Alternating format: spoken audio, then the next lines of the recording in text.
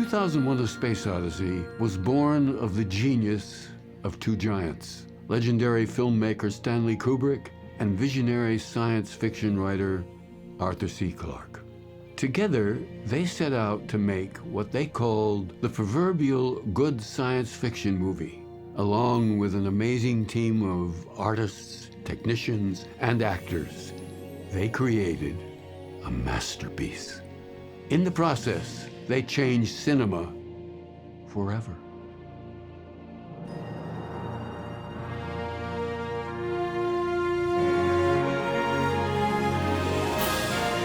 The most powerful idea in 2001 is that you have no way of pinning it down. There is no literal aspect to it, and it makes you uncomfortable. But it's also beautiful because we don't fully understand, literally, the universe, and all of the explosion of ideas, I think, defines something that makes 2001 unique in modern mythology. If you think about science fiction cinema, if you think about the history of science fiction cinema, you can really measure it in terms of before Kubrick's 2001: A Space Odyssey and after 2001: A Space Odyssey. Going all the way back to the very, very early days of film, there were a handful of really groundbreaking visionary movies. Think of George Méliès's A Trip to the Moon, think of Fritz Lang's Metropolis, Things to Come, that were very, very far-reaching and they were innovative for their day. But after that point, it turned into a B genre.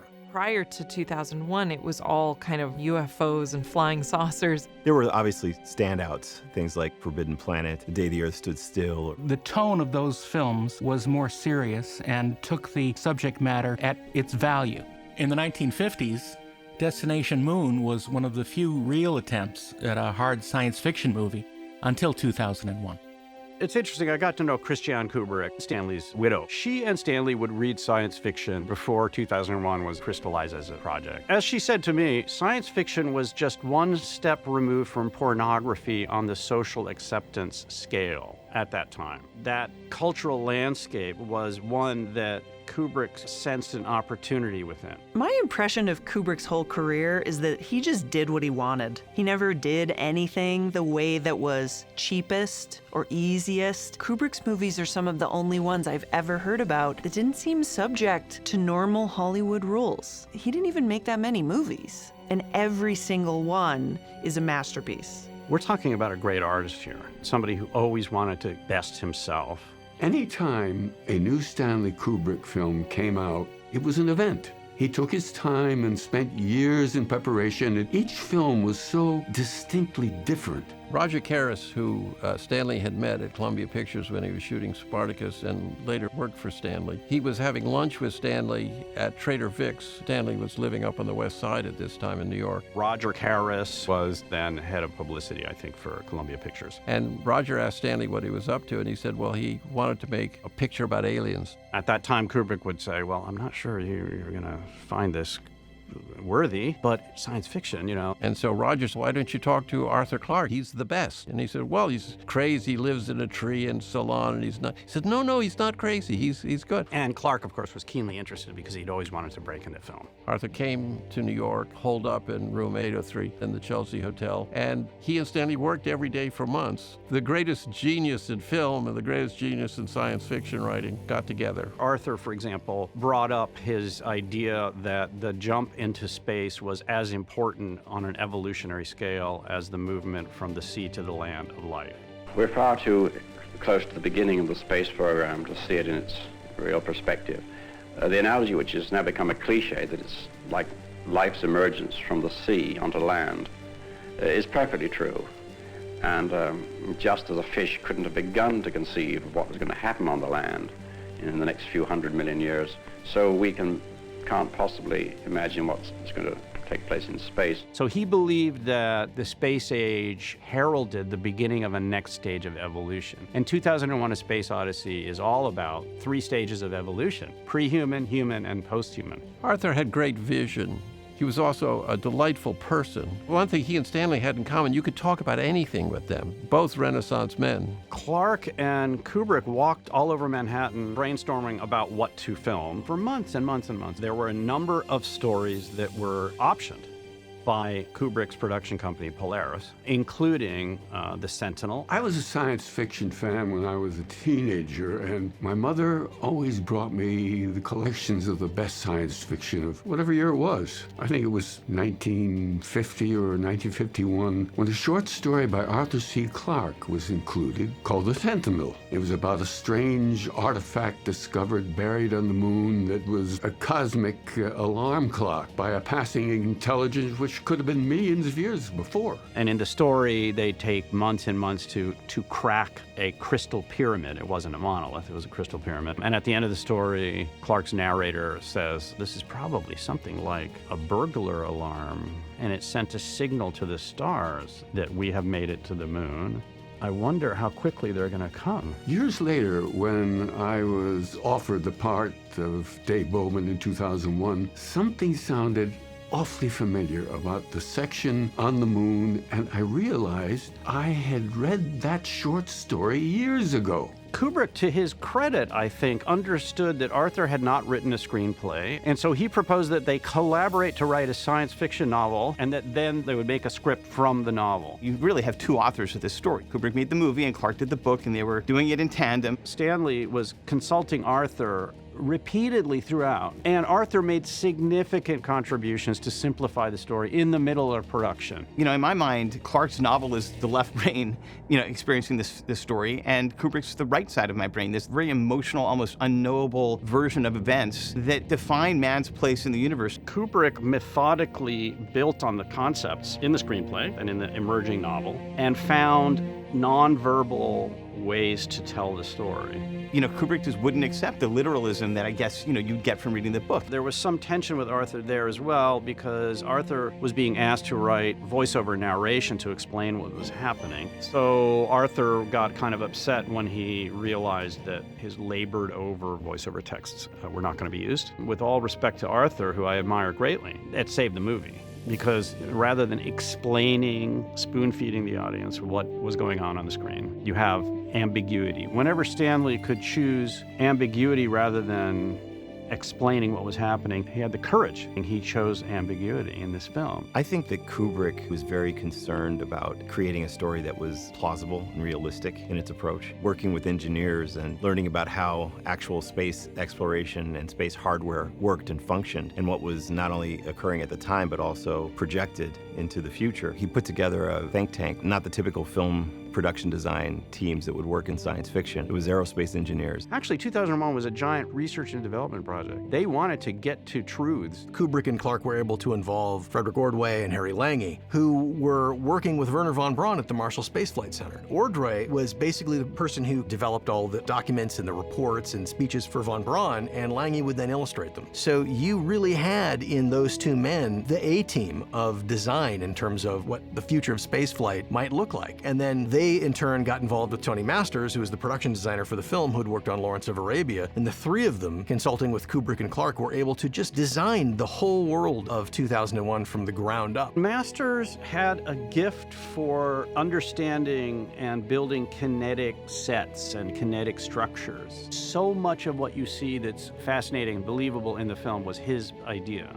And he knew how to work also with some of the consultants brought in from NASA. And so really what Kubrick got was people who were right on the cutting edge of technology. Every set, every tool had to look authentic, which meant that everything they build had to be detailed and plausible, and it had to be thought out, and it had to be functional to a certain degree. I think their focus was on practicality and realism. If you look at the lunar module, for example, it's sort of unwieldy. It doesn't look like an aircraft, more of a collection of shapes that are functional that allow you to get where you need to go and do what you need to do. And I think they looked at a lot of that when they were creating the spacecraft for 2001, making sure that there were thrusters. They looked at the fact that NASA was looking into ceramics, and so it was very important to them to project where this kind of technology and materials were heading. Kubrick was utterly committed to realism. No back screen projection. Kubrick decided blue screen didn't work. Blue screen was not technically proficient enough back in the 1960s for his movie to look realistic. Kubrick had studied very carefully a film produced by the National Film Board of Canada in the early 60s called Universe, which succeeded in conveying galaxies and nebulae using tanks of black liquid in which oil paint was dropped and filmed at high frame rates under bright light. Something about that technique produced very believable nebulosity that was understandable as being interstellar. But that technique was studied very carefully by Kubrick, and he reproduced it, but now on 65mm film in the Upper West Side in 1964 with very toxic solvents with paint poured on them, and it was all filmed at high frame rate. So the material that Kubrick shot was then used in a reel that they showed MGM and other potential backers to secure financing for the film. It was that early. You can imagine Stanley Kubrick and Arthur C. Clarke both at the 1964 World's Fair, and they see a film called To the Moon and Beyond. They immediately were like, who are the people behind this? Gentlemen like Con Pedersen and Graphic Films in Los Angeles. They contacted them, and that's the beginning of the journey that led to the visual effects in 2001. Kubrick realized when he went off to England to work on actual production that it was too far away, that he wanted the crew to be with him while he was shooting and in post-production. But Doug wanted to go work for Kubrick. He talked to Con Pedersen. He said, look, Doug, I can't tell you how to contact him. But I will say, if you look on the bulletin board in the office, you might find something that you would find useful. And of course, there was Kubrick's number, and Doug just called him up. Well, what Kubrick did have was some very smart people to work with. Douglas Trumbull, Con Pedersen, Wally Vevers, people that had wanted the opportunity to take something further. Work with a director that said, we have no interference from the studio because they're in the United States and we're in London. Let's take this as far as it can be taken. They basically committed to raising the bar. Stanley was determined that what we did was going to be as good as we could possibly do. We were never held short of money or anything to do what we wanted, which led to the quality that turned out in the end. One of the things that was a real challenge for them is the discovery. You can imagine the difficulties in catching it in camera and keeping it all in focus and lighting it consistently. It moves so slowly on camera, which I think actually lends to the sense of majesty and the enormity of the spacecraft, right? The bottom line is you have this huge miniature that they had to sometimes expose multiple times. Though they didn't have computer-controlled motion control, they did have stepper motors on some of the camera platforms so that they could do a movement within a certain amount of time and repeat that almost. It was quite a challenge for the crew. They went through multiple designs of it. Lange was involved, in all of them. And, at one point, because it was a nuclear-propelled spacecraft, it had radiators radiating out to dissipate heat, but it looked like it had wings, and people are saying, well, why would a deep space spacecraft need wings? And that was too confusing. So they spent a lot of time doing it. They had all agreed on the design of it. I was involved with the models and shooting all those with Stanley. We shot all the models against black velvet, and they were constructed well. And then Doug Trumbull and I added bits of plastic kit for details just to give it a bit more life. The kit bashing thing, what they're doing is they're taking really detailed parts out of plastic model kit and gluing those on to create the impression of detail. There are a few of them on the Ares, and that was where 2001 really made it seem very realistic. And it was all about the mechanical language of how these parts are applied in a thoughtful way so that it actually looks like it does something. Pieces of trucks, jeeps, there's missiles, there's all kinds of odds and ends that are put onto it. But those little bits and pieces that have a lot of detail to them give a level of authenticity to it that automatically kind of make it more believable. And you combine that with doing a paint job. It's funny, the Ares, if you look at it, there's a lot of oil leaking out of the Ares, but the weathering really helps sell the realism. The moon bus basically came in and it was showroom clean. One of the other things that Doug worked on was detailing these models. It was his job to dirty it up and make it look real, taking a card and an airbrush and creating panel lines and dirt marks. This pioneered the way that models are detailed. They basically sort of invented a new book when it came to miniature photography and the approach of how to capture those sorts of elements in camera and on stage. Making large enough miniatures to be able to photograph them clearly and with proper lenses was part of that, and the desire to make everything in latent image. Traditional visual effects quite often duplicates film on an optical printer, meaning that you make a copy of an element and add it to another element. That's another copy. When you do that, it gives you flexibility to create imagery that you couldn't make before, but it does degrade the image slightly. Because it's a photochemical process, it adds a little bit more grain. Maybe the image is a little softer, a little blurrier because it has to go through another lens system. It's not as pristine and beautiful as camera original film that would have been taken on the set. So held take, or latent image, means that you photograph that scene, but instead of sending it to the lab and processing it, you reserve it for an additional exposure on that same piece of film. But it's a scary process because what you got is what you got in the freezer, which is terrifying to me. It's risky because if you make a mistake, you've destroyed the entire take. But the payoff is a camera original pristine image that cuts perfectly with regular production footage, an undetectable illusion. A lot of the shots that are done in the film are actually created on the animation stand, not on the model filming stand. The elements are brought together and animated along the paths that they've determined, all in basically 2D. They would have a cutout of the ship that is a large format photograph of the ship, and they could choreograph it in a certain movement and have the background, whether it's stars or the earth, move in sort of counterpoint to it. They were able to do a lot of those shots that way. You can sort of tell in the movie where that is done because there's not a lot of parallax or change of angle of the models, but they're still amazingly beautiful and incredibly choreographed. Well, the mindset was we had to do the best job we could. With Doug Trumbull, who was, in my humble estimation, a genius, he made sure that everything we did was as good as we could make it. We had various rigs to make planet surface. And in those days, NASA was just coming back with images of the moon, and it turned out most things were fairly smooth. So what we did was we got lots of plaster, colored it with gray to make it look like moon gray, and then poured it all over about a 8-foot by 8-foot section. Got a brush with water and flicked it onto the plaster, so you got all the craters, all those perfectly round craters. And then we photographed that, and then we made large sections of it, which we rephotographed and added things to. Kubrick's perfectionism was implacable. Kubrick's perfectionism literally drove people to seek psychiatric help. Stanley was very intense in his requirements.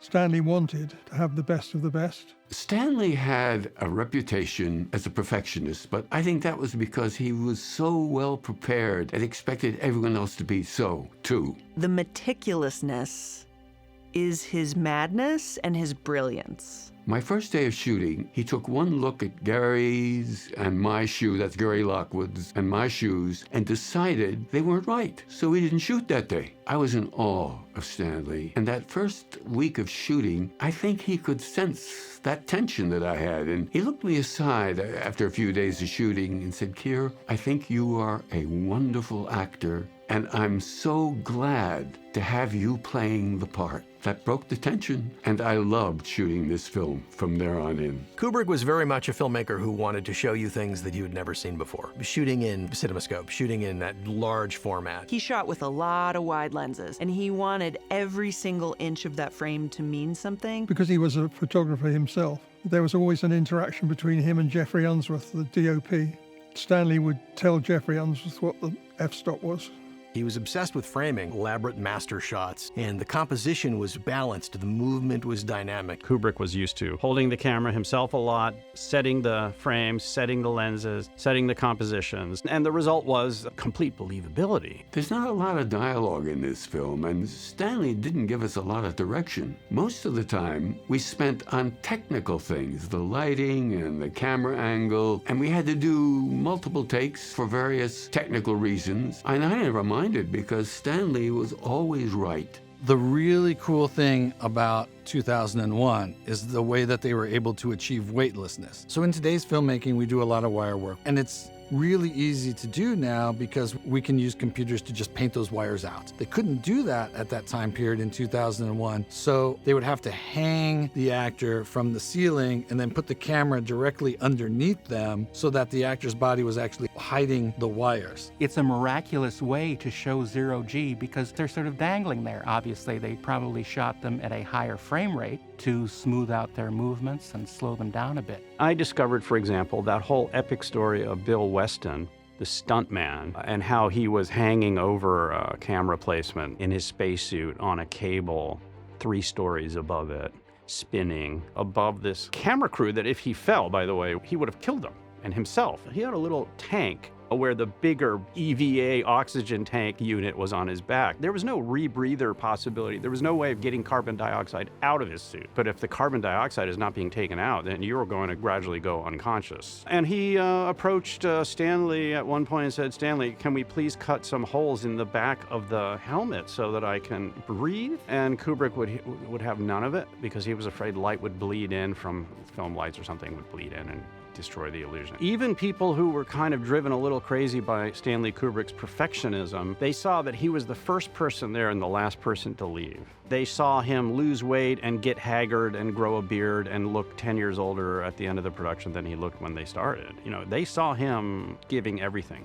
Stanley Kubrick, a really masterful filmmaker, is also not afraid to go back to what people had done in the past, because we have 70 years of great problem solving in the film industry before that movie was done. Kubrick was able to look at a 1951 movie called Royal Wedding, in which Fred Astaire did a dance where in the movie he appears to climb up a wall and go over the ceilings. And that was achieved by building a set that rotated on a gimbal, and by mounting the camera on the set so that it rotated with it, Fred Astaire could, as the building moved, could walk around and filmed in his normal way so that you could dance standing up, but he would appear in the movie to be filmed upside down. And Stanley Kubrick looked at that and said, that's how we can achieve weightlessness. But he really pushed the boundaries on that by taking, instead of a small, teeny little room that rotated, he built a set the size of a house and rotated that around. That was something that was very, very different in 2001, is they actually dealt with the concept that there's no artificial gravity like you see in Star Trek or Star Wars. So the idea of using centrifugal force inside the spacecraft, like the Discovery or the giant space station, these rotating structures allow the crew to basically stick to the floor and kind of simulate gravity. The centrifuge was basically a giant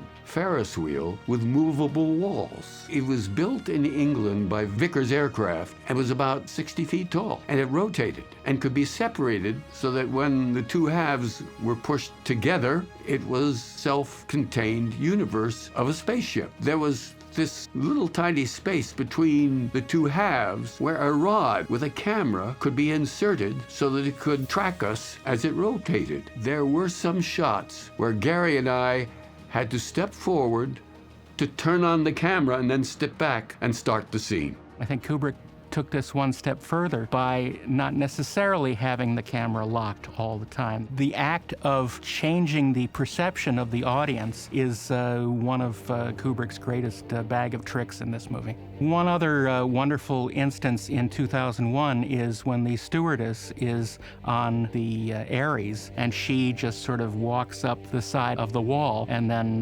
walks into the cockpit, even though the orientation of the cockpit is somewhat different than the interior of the miniature. She's basically walking in place, but the illusion is that she's walking, flipping upside down and changing her orientation. So another magical moment. The pen floating in the Pan Am Space Clipper cabin was actually done very simply. The pen was just stuck to a big glass disc which rotated slowly. It created the illusion that the pen was drifting in weightlessness without the need for wires or blue screen.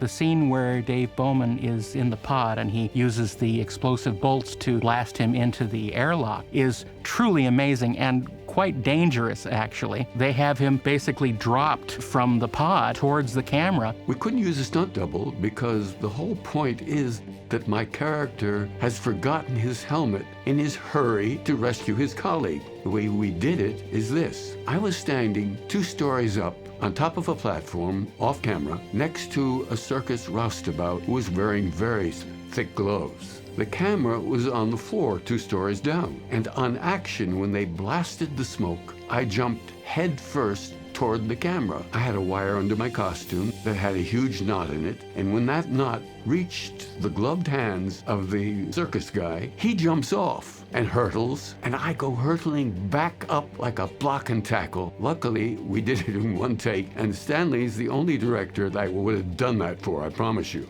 One of my favorite moments in the film is the Dawn of Man sequence, when Dan Richter, who played Moonwatcher, the main ape man, is fiddling with the bone and cocks his head a couple of times, like he's thinking about something unusual. When his brain figures out the first tool, Dan did such an amazing job that I had people come up to me thinking these were real apes. All of the Dawn of Man was filmed after I was wrapped. I remember being astounded by what Stanley had created. Stanley had already shot all of the live action of the picture, but he didn't have an opening.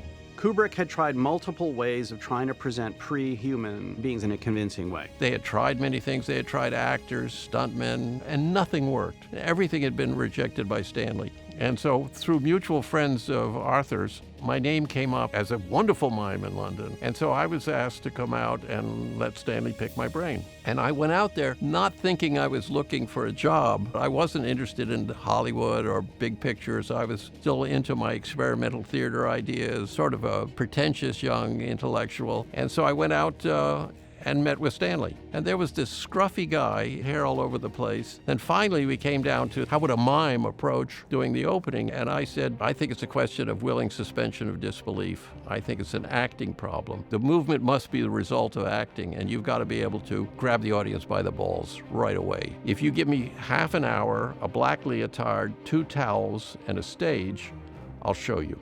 I put this leotard on, and then I stuck these towels so that my shoulders would be bigger. And I went out there, and I started going around, and I looked at him angrily. And Stanley started saying, I love it. And I said, your tribe of apes are like Snow White and the 7 Dwarfs. Each one has to be a recognizable character. This is really complicated. Once we figure the movement out so that it's believable with a costume, because the acting values have to come through. So it's going to take a long time. That was another one of those great collaborations between people with complementary talents. And that was Dan Richter and then Stuart Freeborn, the great makeup artist who ended up working on Star Wars later and did Wookiees and Yoda. Stuart had things that I said, well, I can't use these hands. I can't express myself. What he had as a mask was impossible. The eyes were hidden back inside.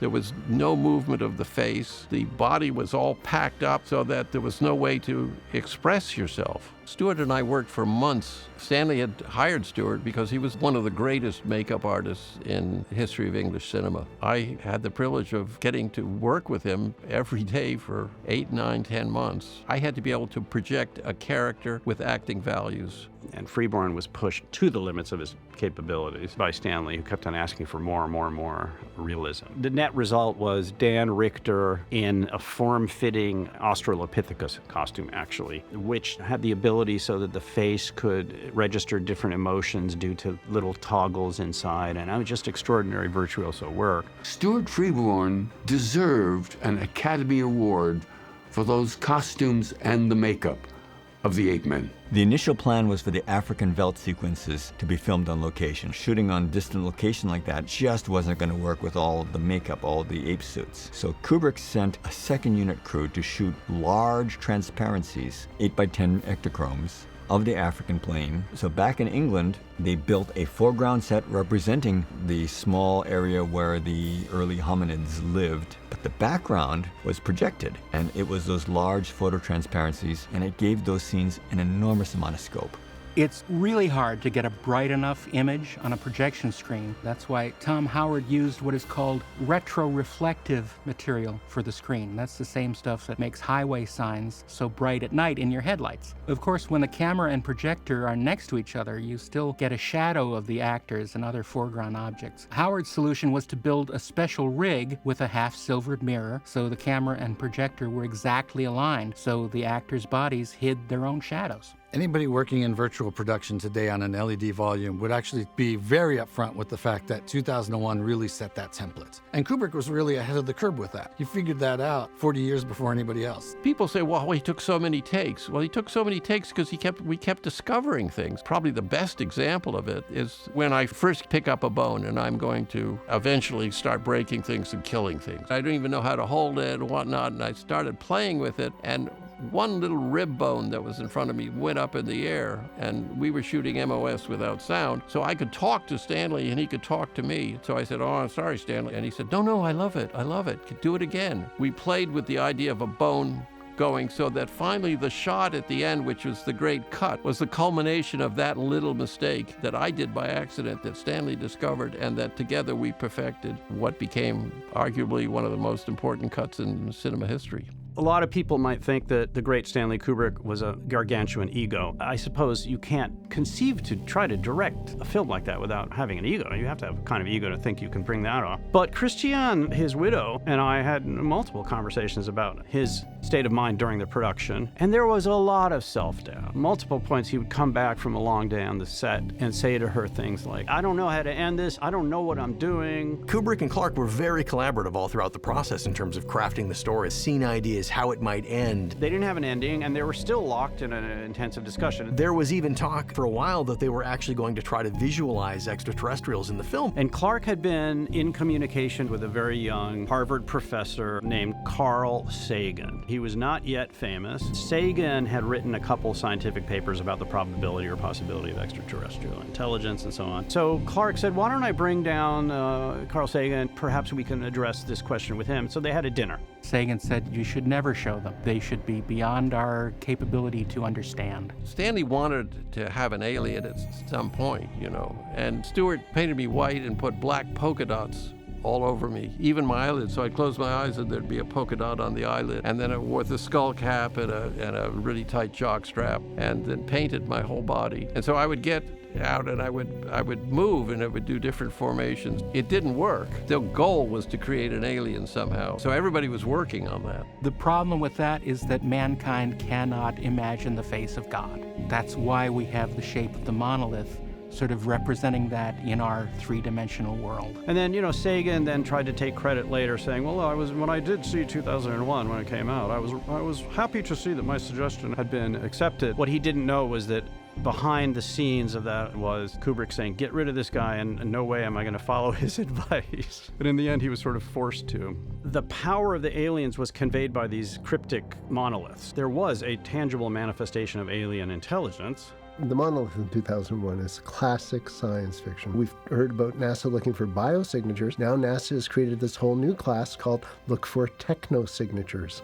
The monolith, if we look back, was a technosignature. They could be somewhere on Earth, they could be on the moon. I mean, that's the dream of science fiction, that we will find something like that. The idea that is in every culture, that either a god or an alien or somebody came down and said, this is how you plant crops, and we're going to twist your genes this way. The aliens are echoes of strange voices in the hotel room at the end. That is enough to give us a feeling of strangeness, of we're being watched, of Bowman is being taken care of, to give us the idea that there is something more happening here. My favorite set was that strange room at the end. It apparently was modeled after a real hotel in Paris, and the thinking is that the aliens somehow could read my thought memories and recreate for me this human habitat to make me feel more at home. What was so amazing about that set was the floor. It was entirely lit from underneath, so that in a way it was alien. I love how Stanley played with time and space in that sequence, where I see myself older, and my older self hears something and goes to look and doesn't see anything but my younger self in the red spacesuit. One of the suggestions that I made to Stanley that I'm proud to say he used is when I'm eating at the table, again, that elderly version, where I knock over the glass. I remember saying to Stanley that maybe I could do something a little different to distract my character that causes me to look over to the bed and see that old man version of me, even older, since in the earlier shot, it looks like I've heard something in the bathroom that makes me get up to look. I suggested knocking over the wine glass. It was Stanley, though, who turned it into art in the next shot where it shattered on the floor. It's such a powerful image, and I'm not sure what it means, but it resonates as a loss and aging.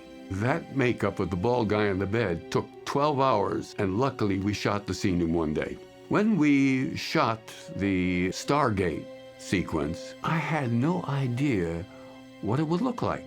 I was sitting there in a close-up wearing my spacesuit. That was me moving, not the camera.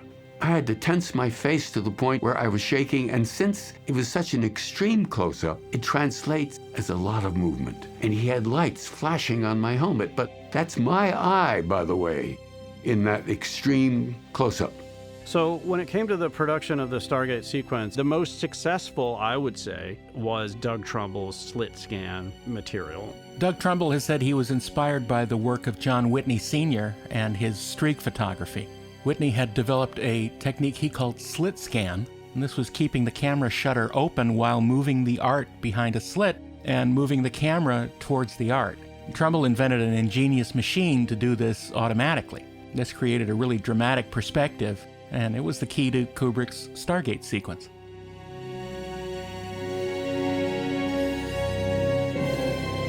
Then you had the aerial photography of Scotland. Andrew Birkin was in a helicopter over Scotland and filmed some of that material. And then another team filmed over Monument Valley. And then that material was run through various processes to invert all the colors and create this kaleidoscopic effect of flying over an alien world. In the early conceptions and storyboards, you saw the space pod and you saw it going through the Stargate. And that had the effect of distancing the audience from the experience that the astronaut was having through multiple dimensions. But then that was refined to the point where the audience was along for the ride, and the audience was in effect looking through Bowman's eyes as subjective observers rather than outside looking in. The return of Bowman in one way or another was baked in before they even conceived of what the destination of the spacecraft was supposed to be, Saturn or Jupiter or what. Kubrick showed up to a meeting with Clarke with Joseph Campbell's book, The Hero with a Thousand Faces, which is this extraordinary look at the commonalities between human mythologies. And Campbell boiled it down to the mythical hero goes on a journey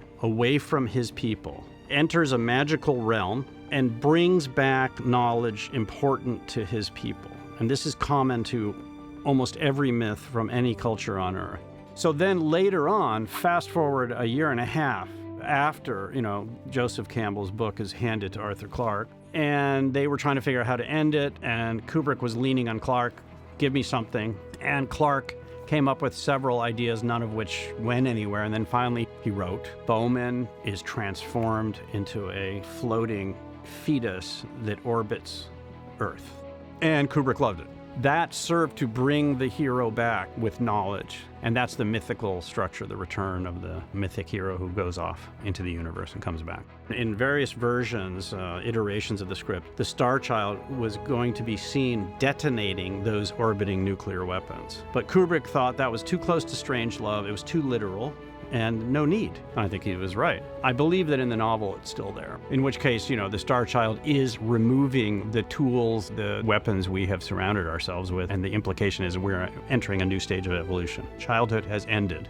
Throughout 2001: A Space Odyssey, you have this equation of use of weapons, tool as weapon, with success in the universe. So then Hal ends up killing off the entire crew, except for one survivor who kills him. Hal does that in ways that are not overtly using weapons, but he himself has become weaponized, let's say. So when you think about the notion of artificial intelligence, the ultimate expression of that, an AI that is not only smarter than any human being, but smarter than all human beings combined, and it's also self-aware and maybe have its own desires and its own goals, well, that's Hal. In the initial reviews of the film, and even later, many people have pointed out that the astronauts were somewhat robotic, and the most human character in the last part of the film, or maybe in the whole film, was HAL 9000. By the way, at the time, computers were room-sized things, and they envisioned this aware superintelligence in 1968. That's astonishing. The acronym HAL, for heuristic algorithmic, was a suggestion of Marvin Minsky, one of the two lead roles in the artificial intelligence lab at MIT. When Bowman goes in and removes the memory from Hal, you can't get a better moment than that. That was the only time in the movie where my character shows any emotion and is not so much emotion as holding it in. I don't say anything as Hal is begging me to stop. You can hear my breathing in the space helmet. It's only when he asks if I want to hear the song that he learned that I say, oh yeah, sing it to me. And so he sang Daisy Bell, which incidentally was actually the first artificial speech ever spoken by a computer in 1961. And I think at this point, my character does think of Hal as almost another crew member. The breakdown that Hal has in the film makes you question how we teach artificial intelligence and how much we want it to become human-like. What's interesting is that AI always felt like it was something that was hard to get right. And all of a sudden, ChatGPT comes out with a large language model, right? An LLM that is effectively how. That shows you where things are heading. I mean, we are definitely getting towards artificial general intelligence pretty quickly. I mean, the prediction is this decade. I think Kubrick's point there is that we don't really understand the technology that we're building. We know how to build mechanical life, LLMs, but we're not exactly sure how it works. At some point, it's hard for us to even understand why the things go wrong, and it's becoming more and more like a biological entity where we have to train it, we have to teach it. That's all we can do. We certainly can't program it. And that's the fascinating development that I think converges really nicely and in a way that I think is profound with the 2001 story. 2001, as I understand it, was kind of budgetless and kind of timeless. They just sort of said, yeah, like whatever you need. We were way over budget. I mean, it was a real issue. But it got to the point where Stanley said, well, okay, the suits from MGM are coming over. We've got to put something together for them. Because they didn't know what was going on. They knew Stanley was on the edge of crazy. Were they really going to benefit on this one? He was doing things nobody had ever done before and not letting anybody know what he was doing. He didn't like Hollywood. One reason Stanley Kubrick wanted to shoot it in England is that he had a maximum amount of distance between himself and Hollywood and any kind of supervision. It's the first time Kubrick ever saw his own film with all the effects shots cut in. It was at the huge MGM screening room with just the top brass in the front rows. That didn't go down very well. The top brass was kind of quiet and subdued and congratulating Stanley, but not really. He hadn't really had a chance to see the complete film and sit and digest it for very long, see if there was any tweaking that sort of needed to be done. But the screening that everybody remembers was in New York City a week later, and they were showing the film to industry elite and media. It was a disaster because the perception was this was a huge failure. This was a film that was on its way down. It was going to sink the studio, maybe. One of the people there remembers that Clarke and Kubrick walked up the center aisle, and you could see tears in Clarke's face. And people were leaving at the intermission. And sure enough, the next morning, when all of the sort of New York area critic reviews came out, they were almost uniformly bombs. The New York Times said it was somewhere between hypnotic and immensely boring. Pauline Kael called it trash masquerading as art and monumentally unimaginative. And then they had a crisis meeting at MGM and decided to cut some material. So suddenly, after years of hard work and exactitude and perfectionism, Kubrick was in a position where he needed to trim his film. Early in the film, you see Frank running on the treadmill on the Discovery, the giant wheel. And then a little bit later on, he showed Dave doing the same thing. And so they lifted that later scene out. But that was one of the scenes that notoriously triggered audiences. Apparently in the New York screening, there were people who just started like audibly complaining that like, oh my God, get on with it, because we've seen this before. Interestingly, the reviews after those trims were made were much more positive. There's a mythology that the film was failing and then the young people came along, hippies or whatever, came along and saved the film. It's true that young people gravitated to the film, but they did it from the first day. It was successful from the first day. It really sold tickets from the first day.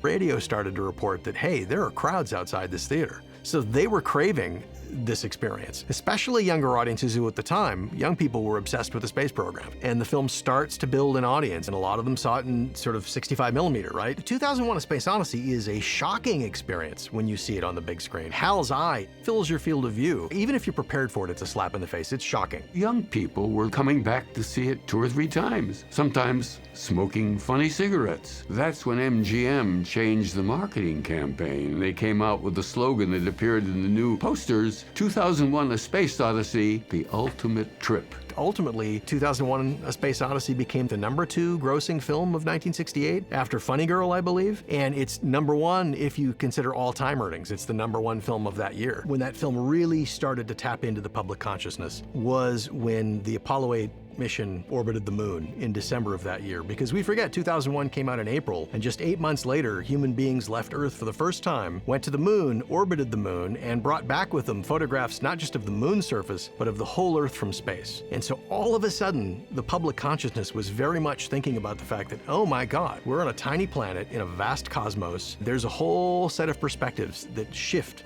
at that realization. I don't think anyone looked at space the same ever again. And I think at that moment, people realized 2001 is a really important film. 2001 is an influential film for many reasons, but the legacy is that it made humans really think about our capacity to travel and live in space. First off, it's called 2001, A Space Odyssey. It was connected to what was going to be my lifetime, opposed to something like a Star Trek, which was hundreds of years in the future. This is a world that I was hoping to grow up and experience. It was a tour of the future. Arthur C. Clarke's famous third law states that any sort of sufficiently advanced science is indistinguishable from magic, is something I come back to and think about a lot, and I think it's really explored in this film in particular. And that's why Arthur C. Clarke is such an important voice in 2001, because he did bring that idea of futurism. I believe that when 2001 came out, it wasn't just a challenge, it was almost an opening to all these future filmmakers to rethink how they could tell the stories that were percolating in their souls and their minds with this new design language.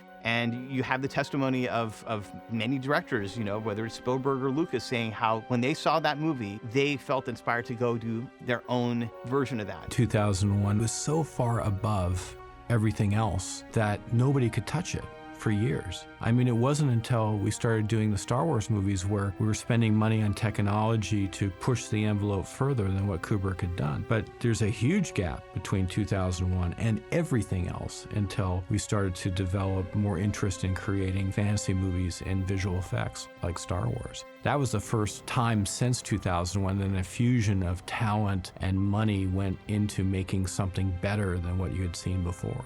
No other film that I can think of has anything like the ambition of 2001. 2001 traces the human species from pre-human to post-human and manages to convey that in a way that's utterly convincing. It's a philosophical meditation as much as it is some entertainment. It represents the constant question, who are we and why are we here? Humanity's constantly going to keep asking questions. We're going to push ourselves further. We're going to get to that goalpost and we're going to push it further. And so that question never stops. And that's that cycle of just what it means to be human. It wasn't just that 2001 was a groundbreaking film. It was that this storytelling motif, the tools that Kubrick used to tell the story were so transcendental, and how deeply powerful it is when you have to go outside the film to almost understand its place in your mind and your soul. It's incredible. And I think that's why 2001 needs to be part of the modern mythology of storytelling. I knew 2001 was going to be important just because it was a Stanley Kubrick film, but I could never, ever dreamed that we'd still be talking about it over 50 years later. To me, Stanley Kubrick's 2001: A Space Odyssey defined the modern science fiction film.